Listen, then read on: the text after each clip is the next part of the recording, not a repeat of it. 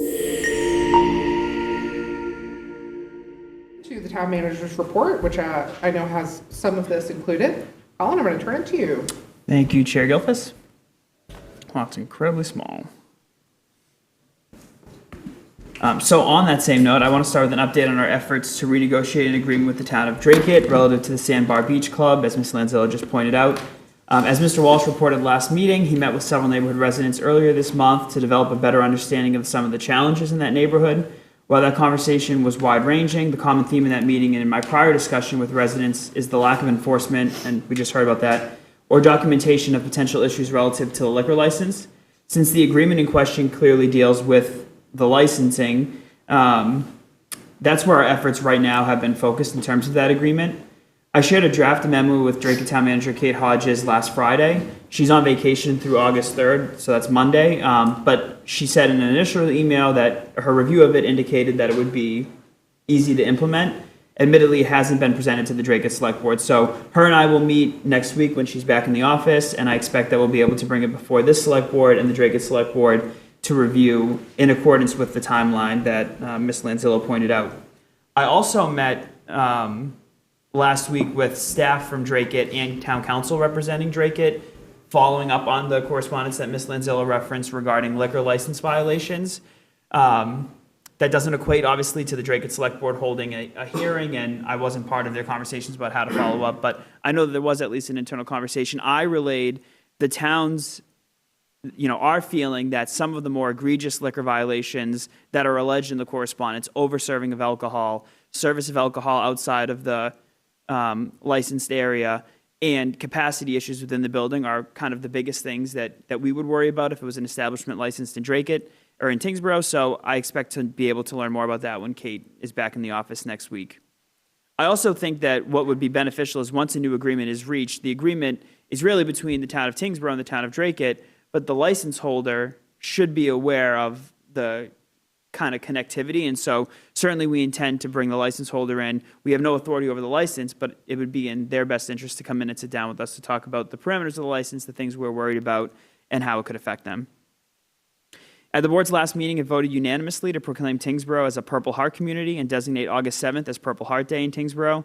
Following that meeting, I met with the Region 1 representative from the Military Order of the Purple Heart to discuss the process for them to formally recognize Tyngsborough through their program. We're working with them right now to coordinate some of the finer details, but anticipate that this will result in us having an event here in Tyngsborough with local elected officials, the American Legion, and the Military Order of the Purple Heart to commemorate this milestone.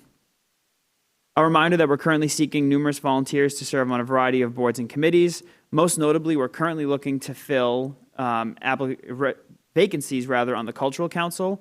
This is an often overlooked but very important council that reviews applications from residents and community groups to access funding that's directed to Tyngsborough from the Massachusetts Cultural Council. You see programs like this hosted by the Tyngsborough Public Library, the Center for Active Living, and various community groups. So if that sounds like something you might be interested in, that group meets 2, maybe 3 times a year to review applications and approve reimbursement requests. Contact our office. We'd be happy to have some new folks join that committee. A big thank you to Steve and Marlene Babineau, who constructed and donated a beautiful little free library to the town, which is now available at Ironwood Park. It really is a wonderful addition. It sits right at the start of the trail on the left side of the parcel if you're facing the clubhouse. The Recreation Committee is hosting pickleball lessons at Ironwood Park on August 4th, 6th, and 11th. You can learn more and register at tyngsboroughma.gov/344/recreation. A reminder that this is the final week to participate in Tyngsborough Media's annual community photo contest. Residents who are interested may submit their photos to media@tyngsboroughma.gov. Once the deadline passes, all submissions will be posted to Facebook for voting. Winning photos will be used to line the very vacant hallway if you go down Town Hall here. And then we will also use in future publications like the annual town report. You also can find these photos often in our warrant, the Finance Committee guidebook, so plenty of places to advertise. The Recreation Committee is still seeking volunteers for the annual block party on August 29th. Volunteers are needed for things like vendor load-in, ticket sales, ID check at the alcohol gate, games, and much more. You can learn more about the opportunities and sign up at partybythebridge.com. This is a great way to get involved with our most popular program and earn community service hours for students that need them.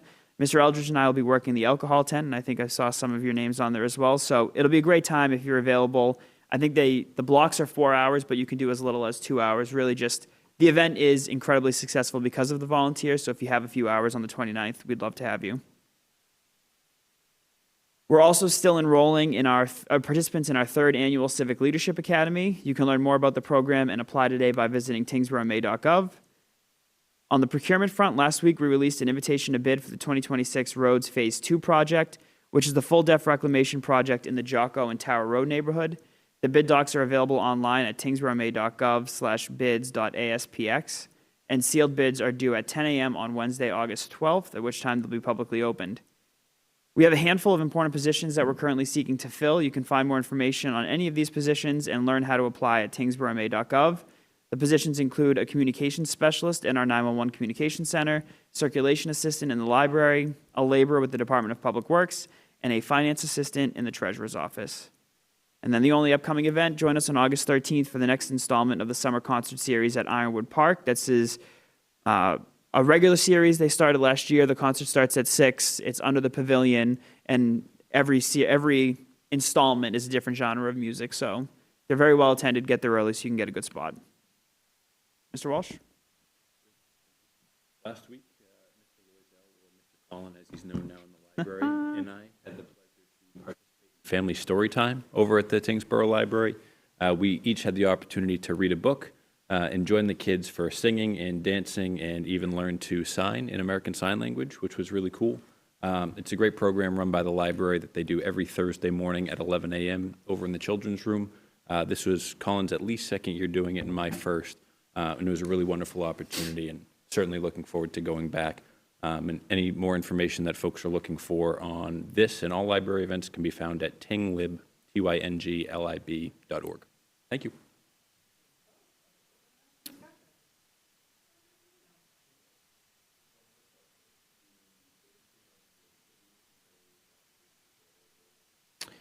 We've received some. You have on your agenda tonight an appointment to fill a vacancy on the Council on Aging. Some of them are still slower. Because we've passed the deadline, the mass deadline, if you will, we're bringing them to you as we get applications, so there's still certainly some to fill.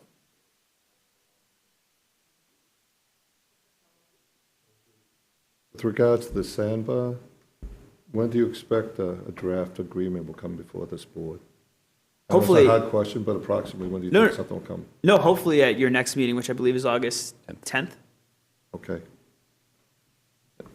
Great. And then, sorry, one more question. No, if I please, may. yeah. Oh, follow up on the staffing. We have a number of open staffing positions. Could you help me understand, do any of these vacancies affect any delivery of services? Fortunately, no. Many of them are planned departures, so we knew they were coming, and so we've started posting them before the vacancy. Right? The only one that is currently open is our finance assistant in the treasurer's office. Okay. Fortunately, the summertime, now that the fiscal year is closed, it's a little bit quiet until we get to late August, so no real impacts. So folks are working on it now. They haven't really left, but you Correct. anticipate that they'll leave their positions in a month or two or three? Correct. Okay, and we're Yeah. trying to fill them. Absolutely. And the hardest one to fill, you would think, would be which one? I think that the toughest one to fill will likely be the communications specialist. It's just a very demanding job. It's very rewarding. We have committed, the dispatchers that we do have are incredibly committed. So when the right person comes along, it's right.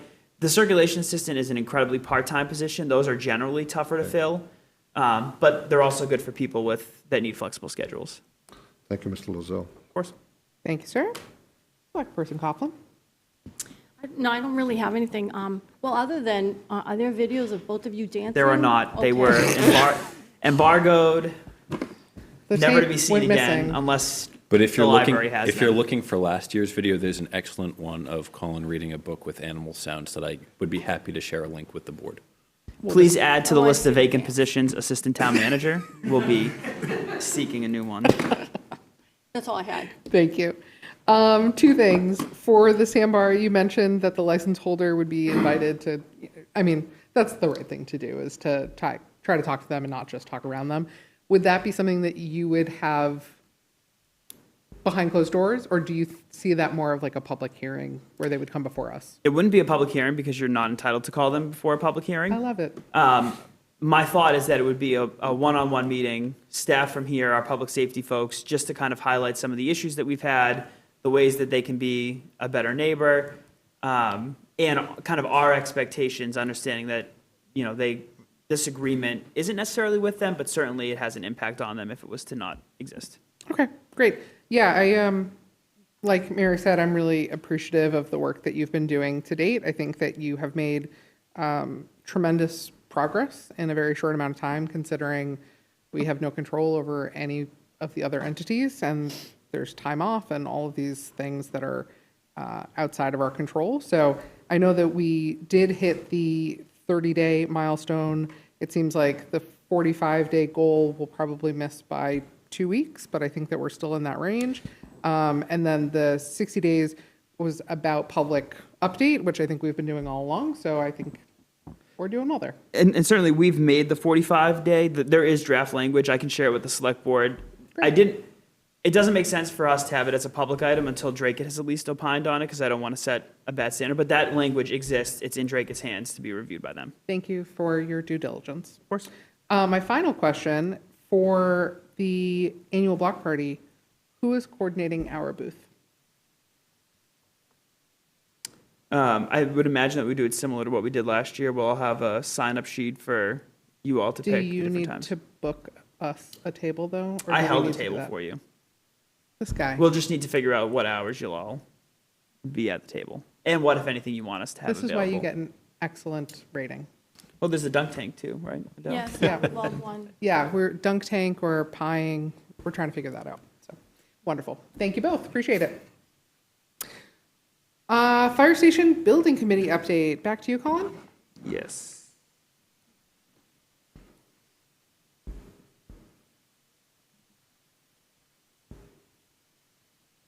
The deadline to complete the Fire Station Building Committee's feedback form has passed, and the committee will review the results at their meeting on Wednesday. You'll note that I shared the raw data with the Select Board as well over the weekend, once the Fire Station Building Committee had it. At that same meeting, the committee will begin to discuss proposed reductions to the scope that will help reduce the cost. To achieve this, we asked each member to spend some time outside of the meetings reviewing the original plan and the drawings to identify areas that they thought could be reduced. Once we received all of those individual responses from committee members, Chief Russell and Assistant Chief Sands and I sat down to review them, the practicality of them, and as this board had requested, understanding what the impact of each cut would be. And so we went through that exercise on Friday. There's now a comprehensive document that the committee will review that has the proposed cuts, what that does to the square footage, what we believe the value of those cuts are.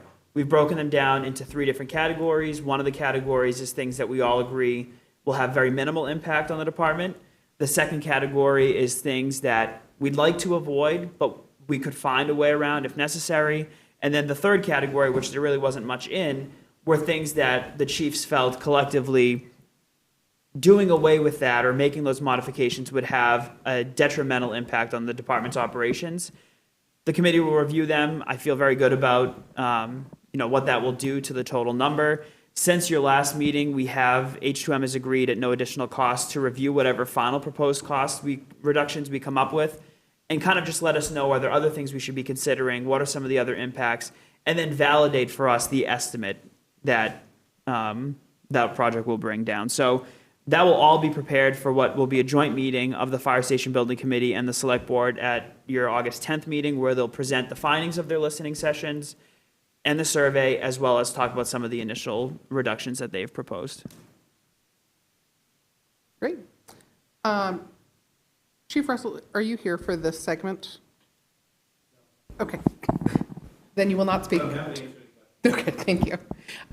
Select Person Marino, do you have any Sure. questions, comments? One question that just came up, Colin, the validation that H2M will provide, if the committee's estimates are off, will they provide a more accurate number? They will. The one thing we won't get is a comprehensive cost estimate in the way that we did the first time.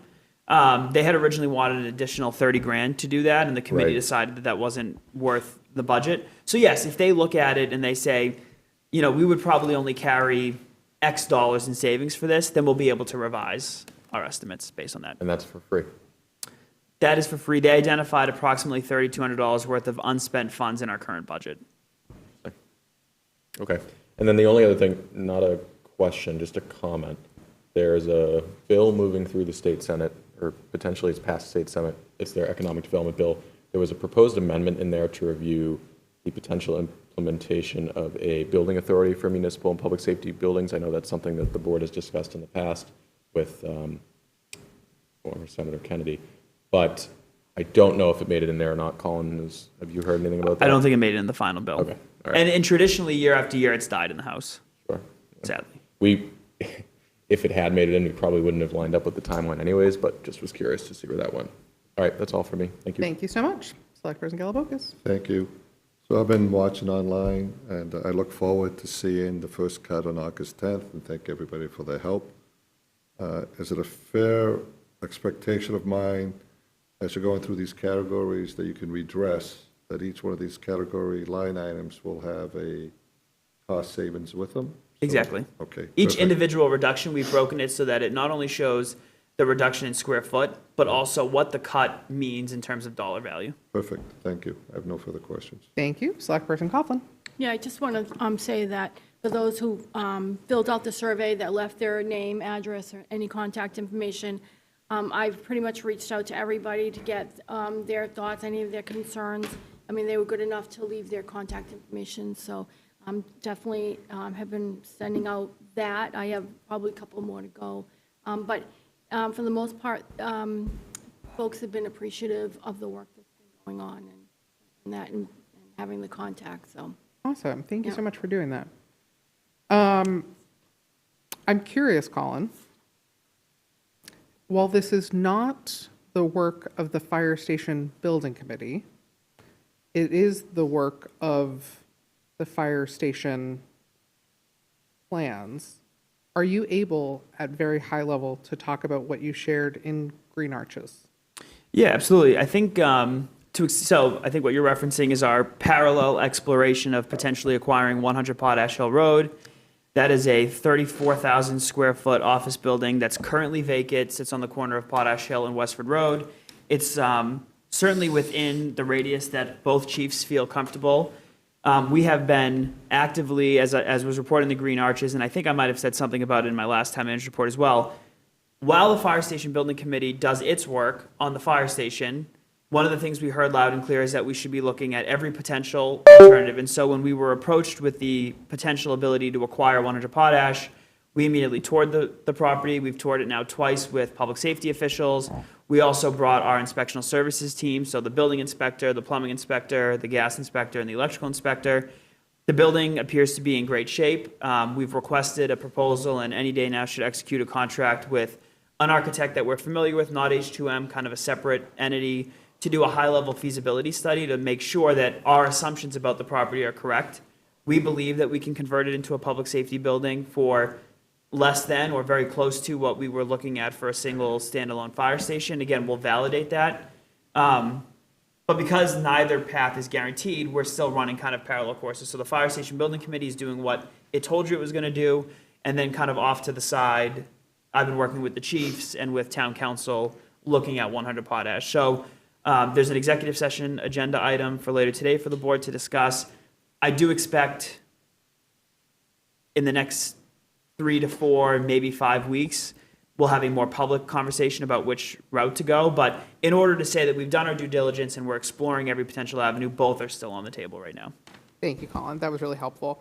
Yeah, I want to make sure that at every turn we're being as transparent as possible. I wonder if possibly going forward, rather than having a fire station building committee project update, we reframe this as a fire station update, and that way you can comfortably report on both sides of the parallel paths.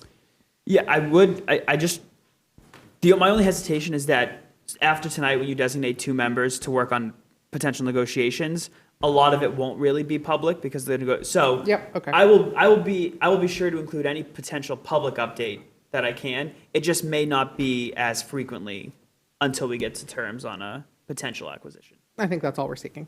Wonderful. Thank you, sir.